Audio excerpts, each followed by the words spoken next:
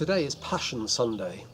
It's the start of the holiest 2 weeks in the church's year, as we lead up to the story of the Passion, the death and resurrection of Jesus.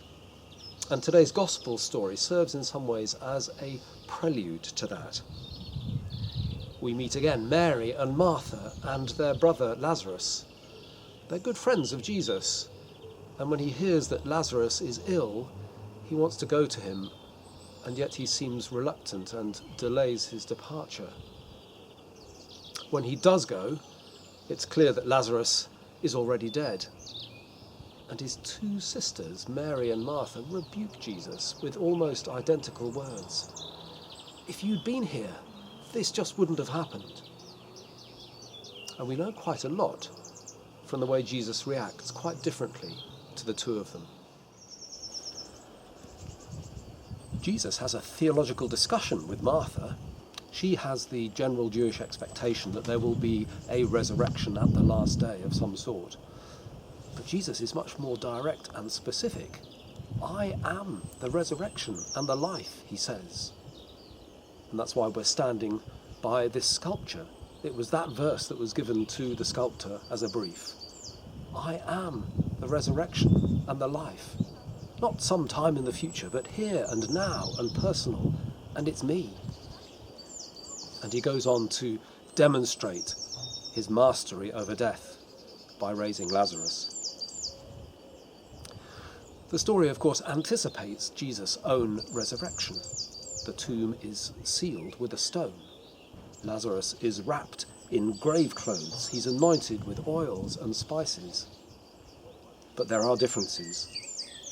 Lazarus comes out of the grave still bound. He's been set free by someone else's power, and he will die again. Jesus emerges from his grave, leaving his grave clothes behind. He has no more need of them. Lazarus, a human being, is resuscitated. Jesus, the Son of God, is resurrected. By contrast, in response to Mary's rebuke, Jesus wept. He shows us the depth of his humanity. He weeps for Lazarus, his friend. He shudders, he's deeply moved, perhaps in anticipation of what he knows he himself must shortly go through. And he cries out to Lazarus with a loud voice, "Lazarus, come out!" And Lazarus responds.